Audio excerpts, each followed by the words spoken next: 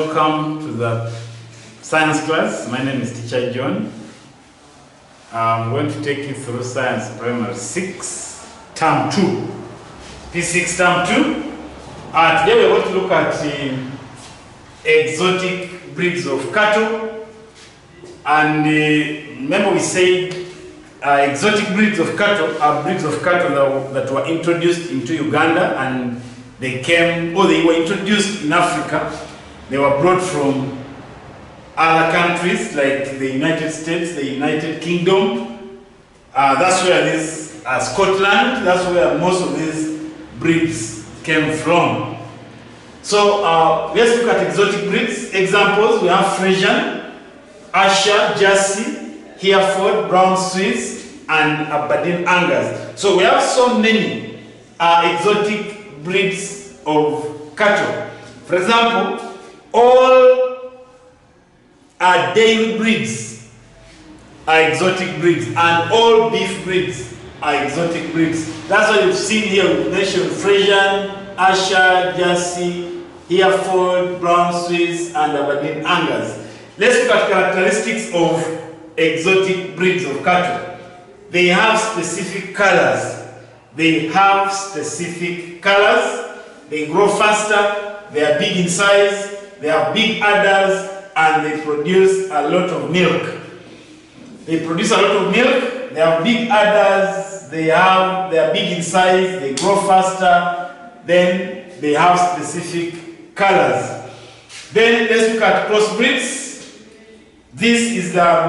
Crossbreeding is mating of exotic breeds with local breeds. When you make an exotic breed with a local breed, you get what you call a hybrid. So that's what you call crossbreeding. So crossbreeding is mating of exotic breeds with local breeds. Why do farmers crossbreed their animals?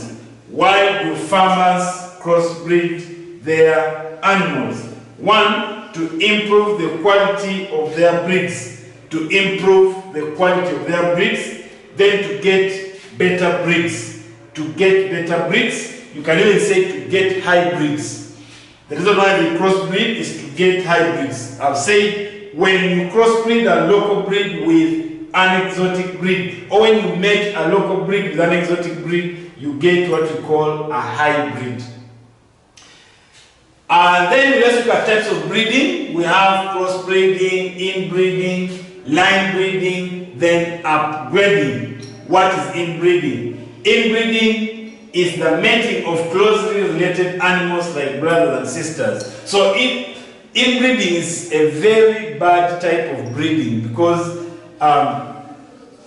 poor characteristics are maintained. That's one of the disadvantages of inbreeding. The best type of breeding is crossbreeding, where you mate a local breed and an exotic breed. But inbreeding is bad. Why is it bad? Poor characteristics of animals or poor qualities of animals are maintained. Then let's look at reproduction in cattle. Shall begin by looking at insemination.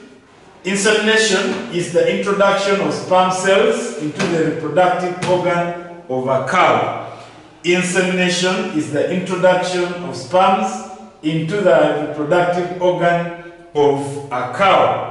Types of insemination, we have two types of insemination. We have natural insemination and artificial insemination. We have natural insemination and artificial insemination. Let's look at heat period in cattle. Heat period is when a cow is ready to mate with a bull. Heat period is when a cow is ready to mate with a bull. That's what you call heat period. So that time when a cow is ready to mate with a bull is called heat period. Signs of heat period in cattle. One, the cow becomes restless and it loses appetite. The cow urinates frequently. Then the cow mounts other cows. Then it also stands still to be mounted. The cow stands still to be mounted. Then we have mucus discharge from the vulva. then the vulva swells. The vulva swells. So those are some of the signs of heat period in cattle. Let's go back to insemination. Remember we said insemination is the introduction of sperm cells into the reproductive organ of a cow. We have two types of insemination. We have natural insemination and artificial insemination. What is natural insemination? Natural insemination is the introduction of sperms into the reproductive organ of a cow using a bull. Natural insemination is the introduction of sperm cells into the reproductive organ of a cow using a bull.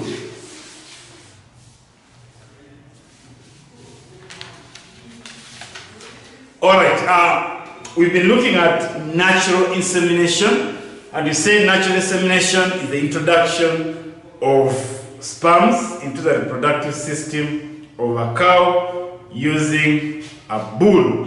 Let's look at advantages of natural insemination. Advantages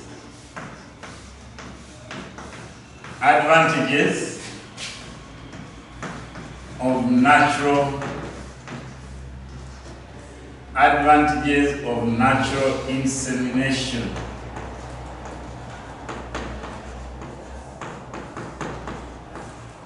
Advantages of natural insemination.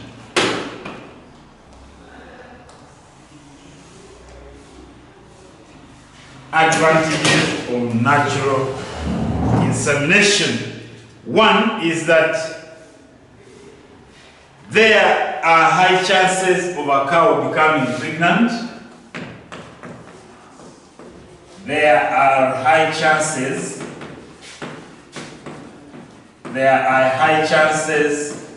of a cow becoming pregnant.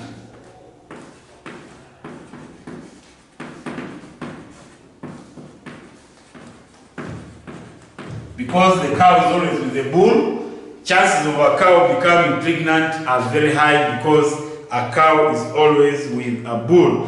Then it does not need a farmer to monitor heat period in cows. It does not need the farmer to monitor heat period. It does not need a farmer to monitor heat period.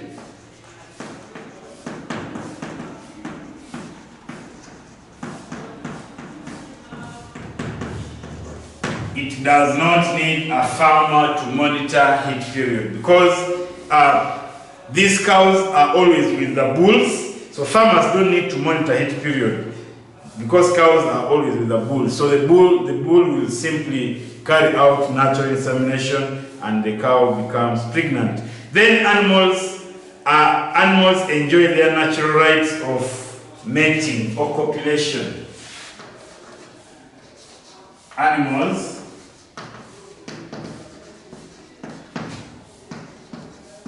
enjoy their natural right. Animals enjoy their natural right of mating. Animals enjoy their natural right of mating. Animals enjoy their natural right of mating. Then let's look at disadvantages of natural insemination. Disadvantages of natural insemination.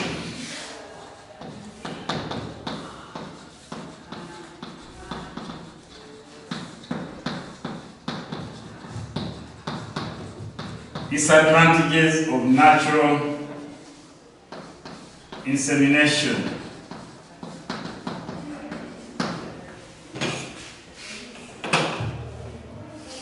Disadvantages of natural insemination. One, it encourages inbreeding in cattle. It encourages inbreeding.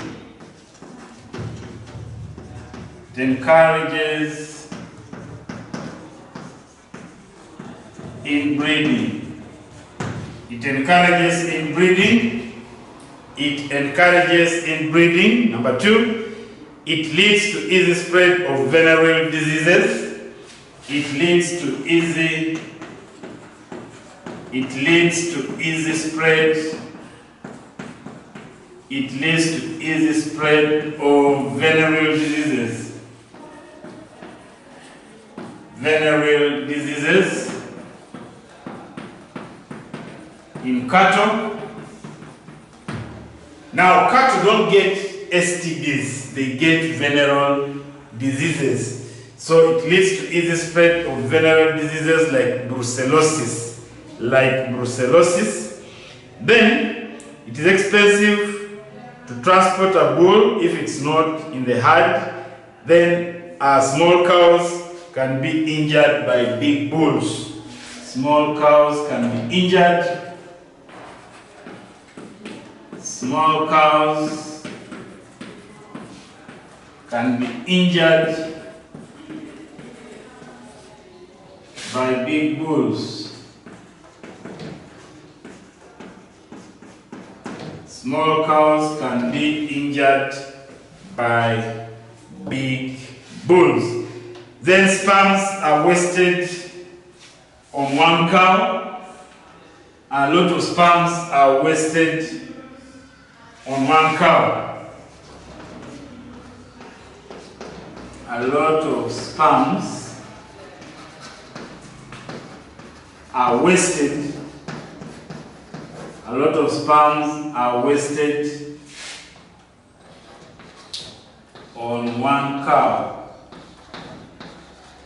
A lot of sperms are wasted on one cow. So those are some of the disadvantages of carrying out natural insemination. We said it encourages inbreeding, it leads to easy spread of venereal diseases, small cows can be injured by big bulls, then a lot of sperms are wasted on one cow. A lot of sperms are wasted on one cow. Let's look at artificial insemination. The second type of insemination is called artificial insemination.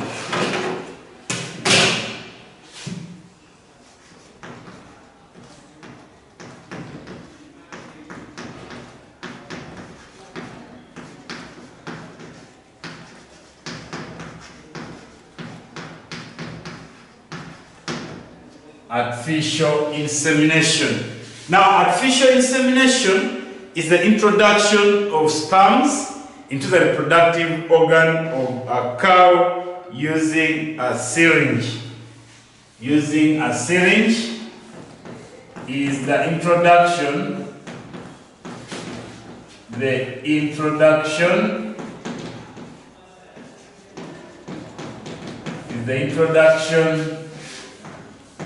of sperms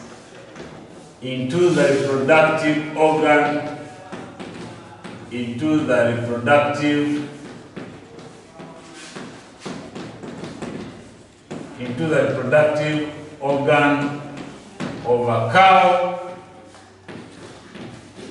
using a syringe. Artificial insemination is the introduction of sperms into the reproductive organ of a cow using a syringe. That is what we call artificial insemination. So let's look at advantages of artificial insemination. Advantages of artificial insemination. Advantages of artificial insemination. Advantages of artificial insemination. One, it controls inbreeding. It controls inbreeding. It controls inbreeding. Then number two, it controls venereal diseases. It controls venereal diseases. Let's look at advantages of artificial insemination. Advantages of artificial insemination. We've said artificial insemination is the introduction of sperm cells into the reproductive organ of a cow using a syringe. And one of the advantages is that it helps to control inbreeding. It helps to control inbreeding. Then it controls venereal diseases. It controls venereal diseases. It controls venereal diseases. It controls venereal diseases. Then it is cheaper to buy semen than keeping a bull. It is cheaper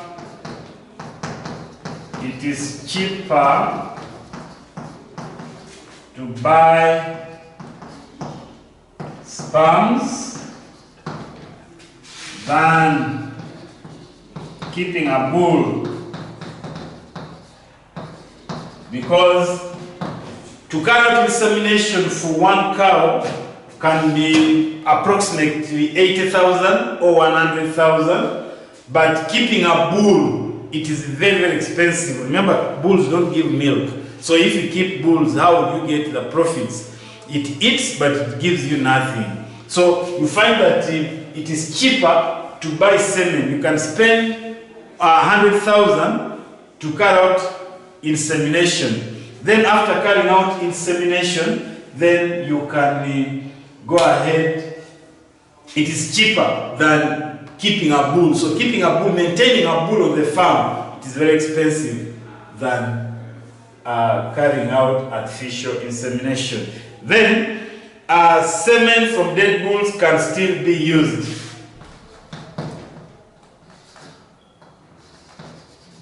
Semen or sperms from dead bulls.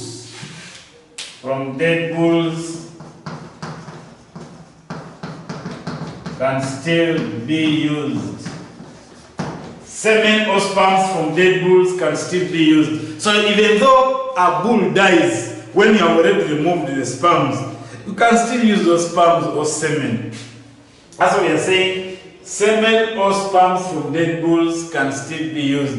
But if you look at natural insemination, once a bull dies, that's the end. But with artificial insemination, you can get sperms or semen from bulls, and you keep them in a sperm bank.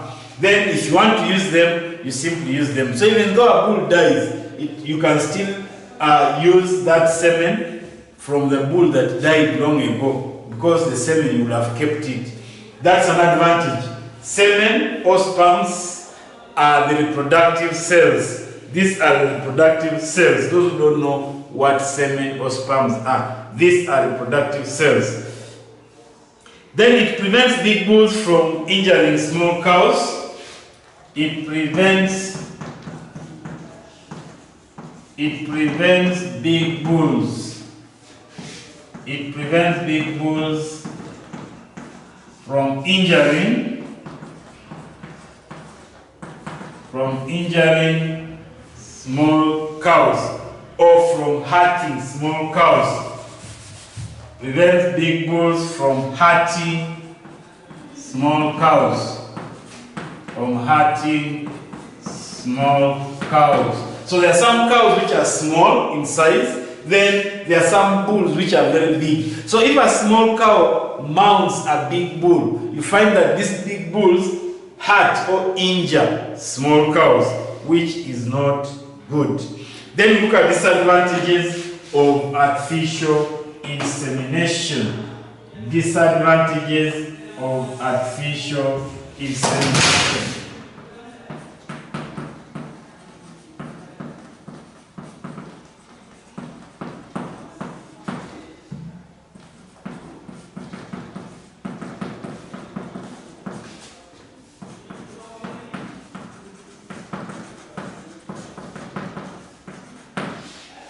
Disadvantages of artificial insemination. It needs a qualified person to be applied. it requires a qualified person to be applied. It needs a qualified person. This method needs a qualified person to be applied.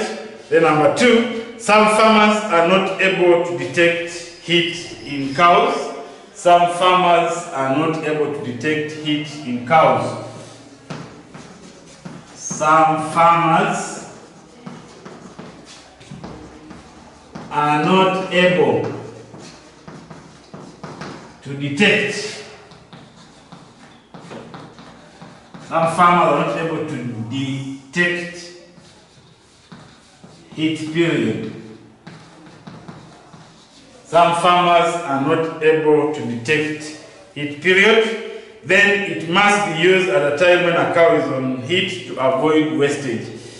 It must be used when a cow is on heat to avoid wastage. It must be used when a cow is on heat to prevent wastage. It must be used when a cow is on heat to prevent wastage. So that's about insemination, about natural insemination and artificial insemination. Now we look at fertilization, gestation period and calving. What is fertilization? What is fertilization?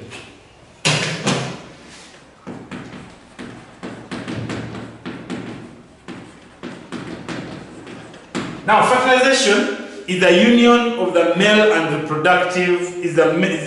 Fertilization is the union of the male and female reproductive cells to form a zygote. Fertilization is the union of the male and female gametes to form a zygote. Fertilization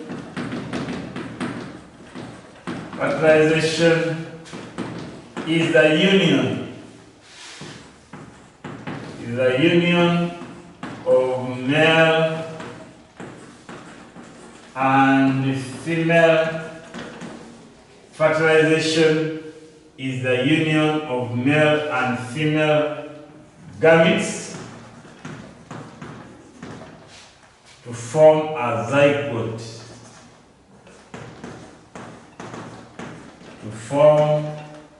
a zygote.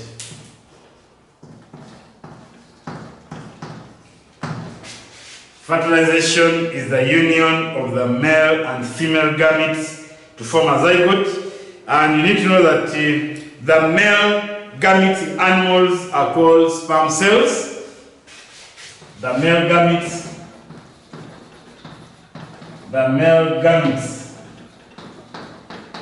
in animals are called sperm cells. Then the female gametes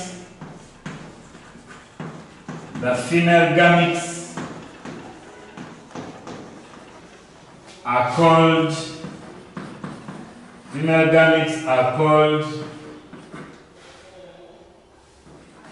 ova or egg cells.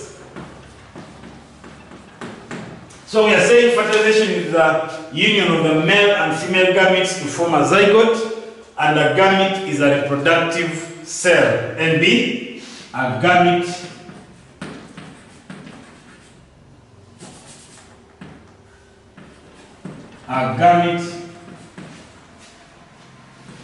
is a reproductive cell.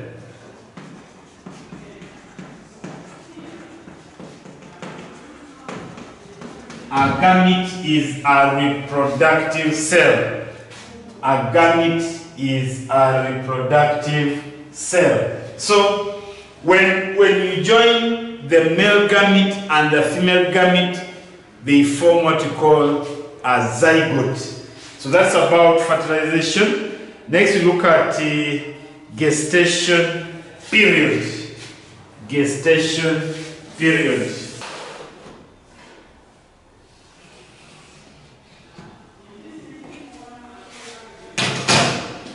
Right, so we look at the gestation period. Gestation period is the time between fertilization and birth. Gestation period. Gestation period is the time between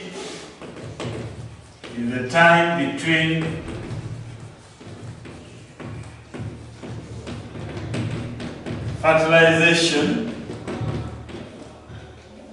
and birth. Gestation period is the time between fertilization and birth. And the gestation period in cows is 9 months. The gestation period in cows is 9 months. The gestation period in cows is 9 months.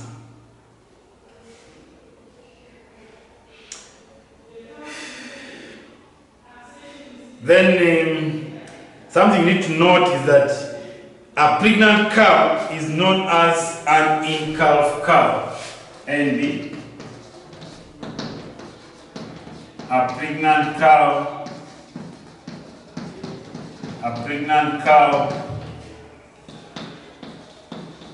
is known as an in-calf cow. A pregnant cow is called an in-calf cow. A pregnant cow is called is known as an in-calf cow. So we shall be using that term called in-calf cow. When we refer to an in-calf cow, we shall be meaning a pregnant cow. So let's look at calving in cows. Calving in cows. Calving in cows.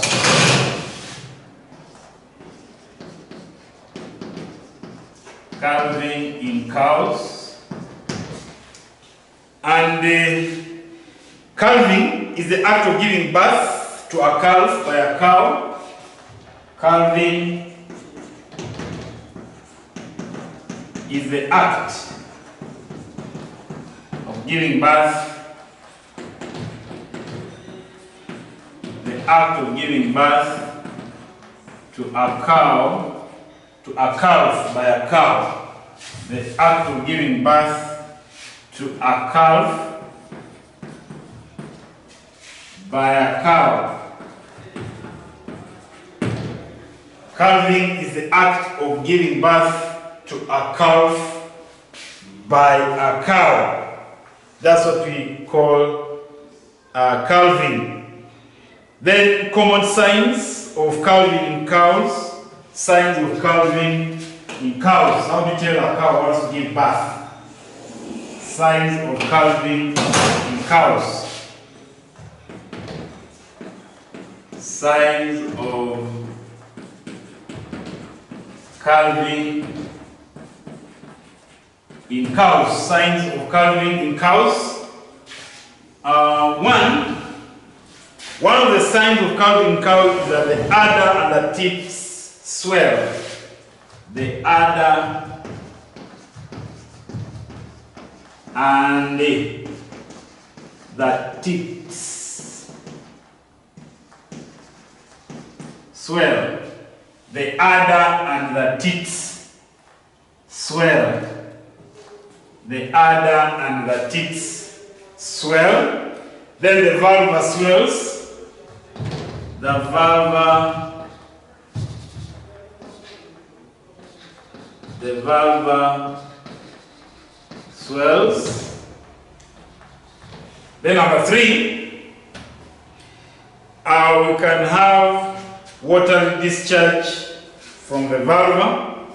Watery discharge from the vulva.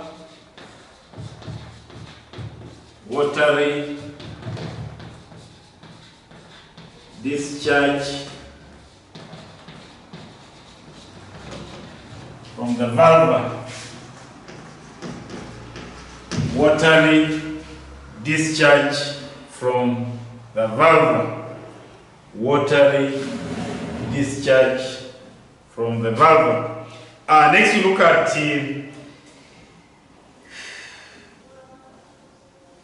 caring for a cow before calving. Caring for a cow before calving. How do we care for a cow before calving?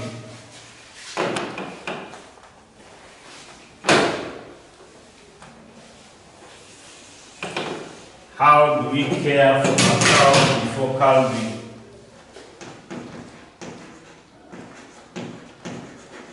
How do we care for a cow before calving?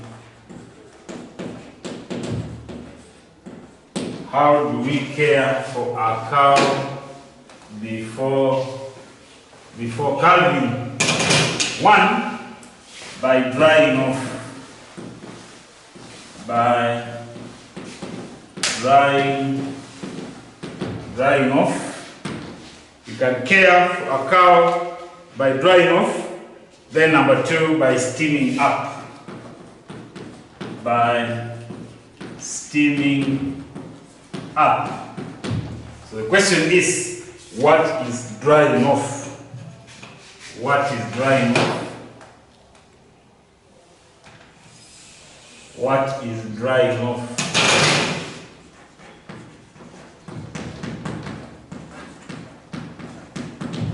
What is drying off?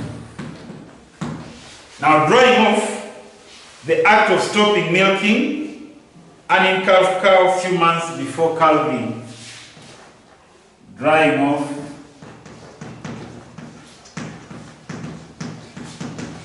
is the act of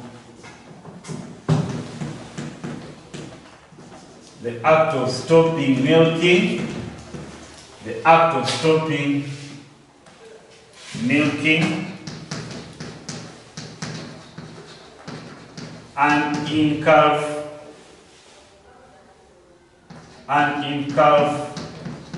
cow few months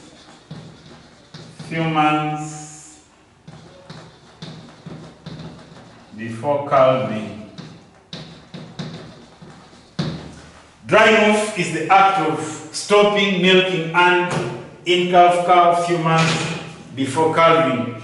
And we say an in-calf cow is a pregnant cow. So if a pregnant cow you are milking, if you are milking a pregnant cow, you are supposed to stop milking that cow a few months before calving. So that act of stopping milking a cow which is pregnant before it gives birth is what we call drying off.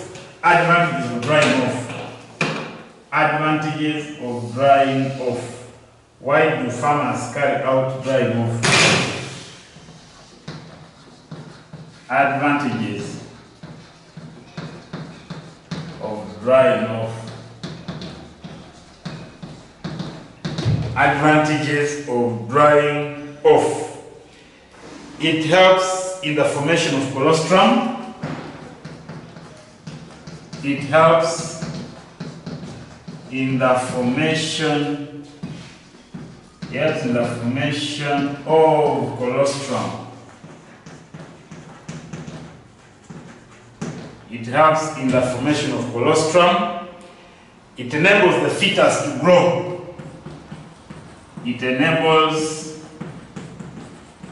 the fetus to grow. It enables the fetus to grow. It enables the fetus to grow. Fetus is the calf that is in the womb. So those are some of the advantages of steaming up. It helps in the formation of colostrum. Then it helps the fetus to grow. So what is colostrum? What is colostrum?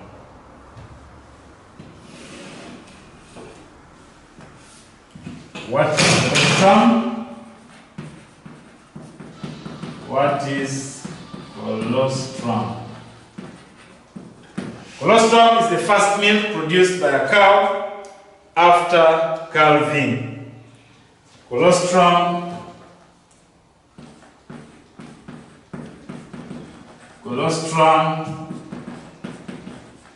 is the first milk produced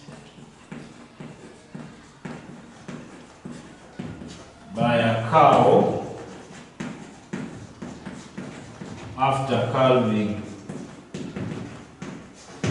Colostrum is the first milk produced by a cow after calving. Importance of colostrum. How is colostrum important? Importance of colostrum. Importance of colostrum.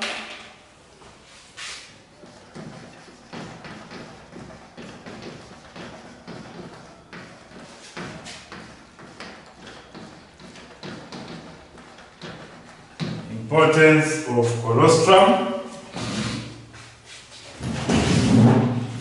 1. It opens the digestive tract. It opens the digestive tract of a calf. It opens the digestive tract of a calf. It opens the digestive tract of a calf. Then it boosts the immunity of a calf. It boosts the immunity. It boosts the immunity. Boosts the immunity of a calf. It boosts the immunity of a calf. So you find that this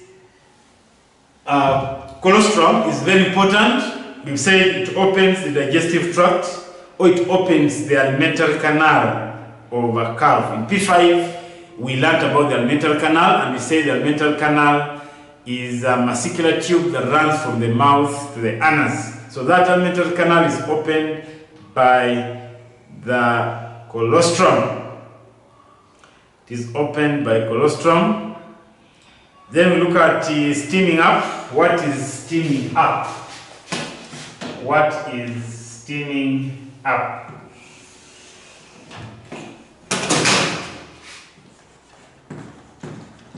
What is steaming up?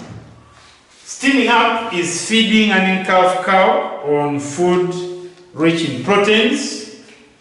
Steaming up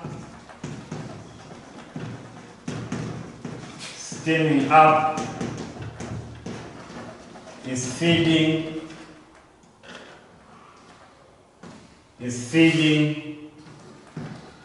an in-calf cow or pregnant cow on food rich in proteins.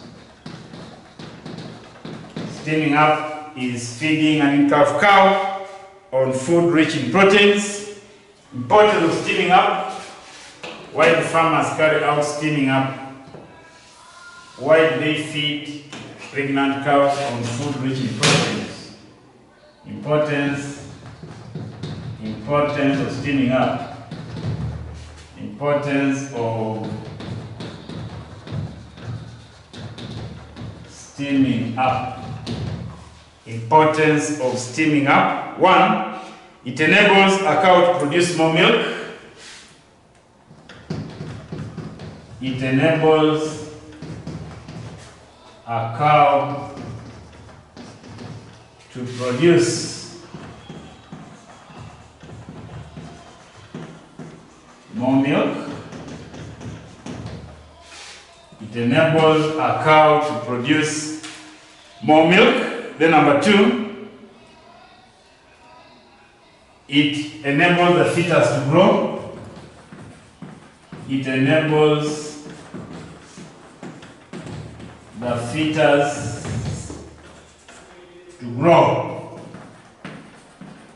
It enables the fetus to grow. Then number 3, it prepares a cow for calving. It prepares a cow for calving. It prepares a cow for calving. So that is all about steaming up. That is all about steaming up. So next we look at routine activities on a cattle farm. Routine activities on a cattle farm.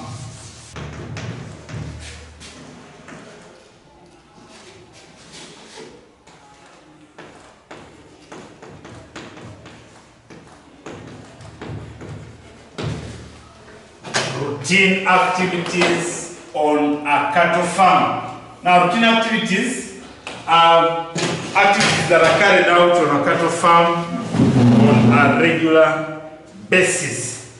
One of them is castration. We have castration.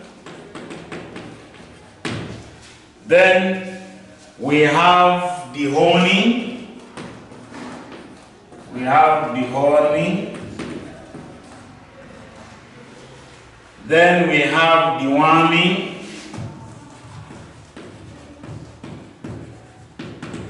Deworming. Number 4, we have dipping.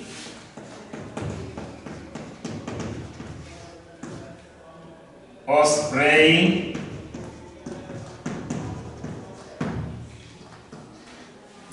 Number 5, we have vaccination.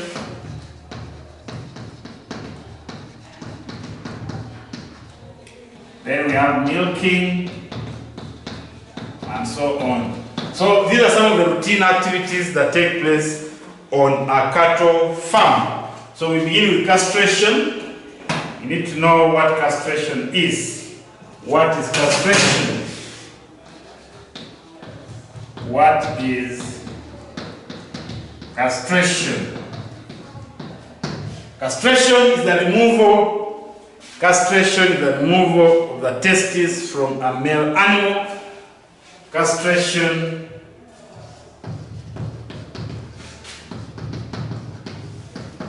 is the removal of testes from male animals. Castration is the removal of testes from male animals. Then we have methods of castration. Methods of castration. We have 3 methods. Methods of castration. 1, we have open castration.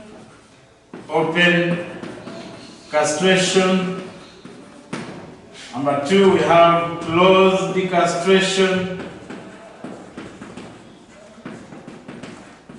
Then we have using a loop. Using a loop. Using a loop. Those are 3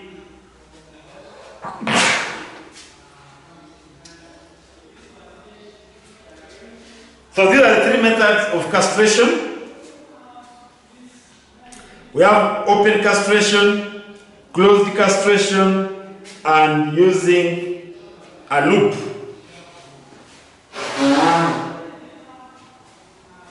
We have using a loop.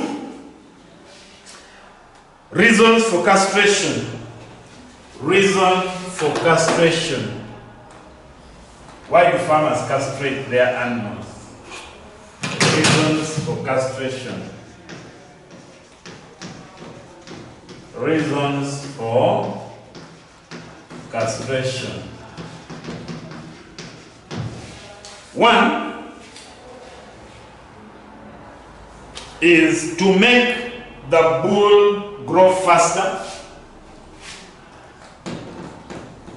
To make bulls grow faster. Animals which are castrated, they grow faster. Then number two, to fatten the bull. To fatten the bull. To fatten the bull. Number three, to prevent inbreeding. To prevent inbreeding. Prevent inbreeding. Then number four, to prevent random mating. To prevent random mating.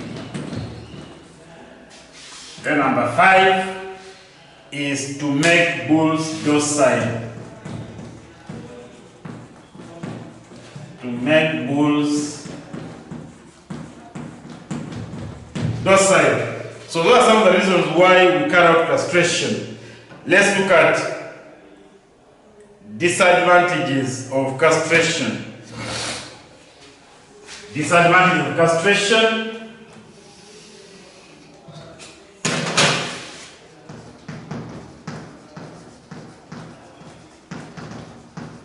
Disadvantages of castration.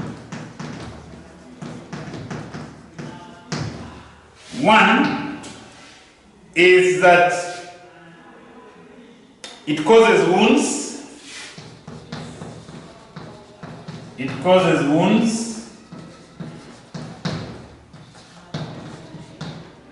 It also causes pain. Animals may lose a lot of blood. Animals may lose a lot of blood. Animals may lose a lot of blood, especially when they use open castration. Then look at the honing. What is the honing?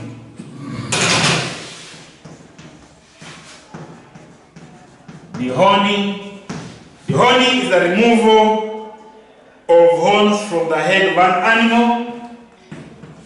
Is the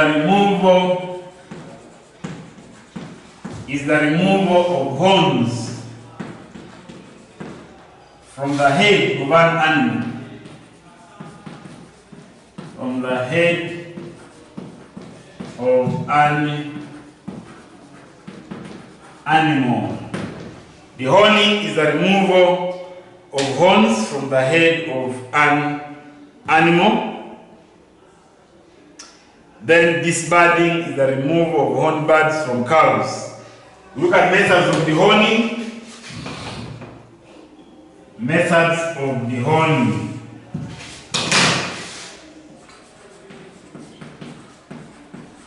Methods of the honing. We have very many methods using chemicals.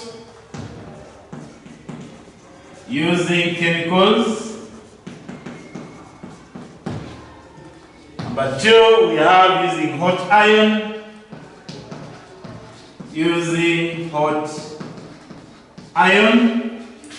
Number three, using a saw. Using a saw. Using a saw. Then number 4, using a spoon dehorner. Using a spoon dehorner. Using a spoon dehorner. Advantages of dehorning, why do farmers dehorn their animals?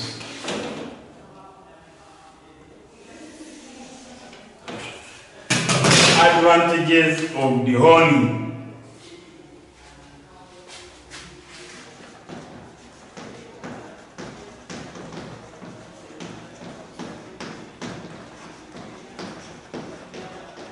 Advantages of dehorning. It prevents injuries caused by horns.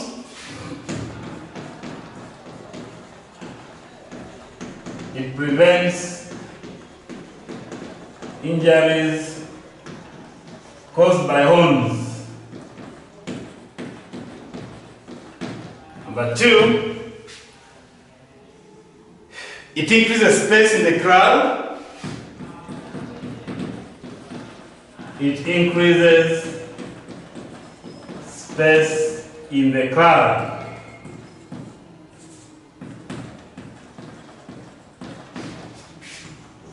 It increases space in the crowd. It increases space in vehicles during transportation. It increases space in vehicles during transportation.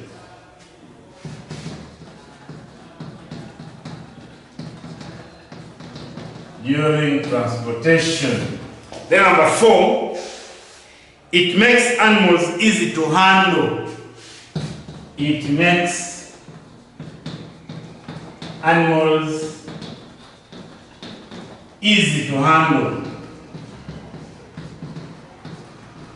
It makes animals easy to handle. So let me just try to explain. One of the advantages is it prevents injuries caused by horns. Find that animals can injure even farmers.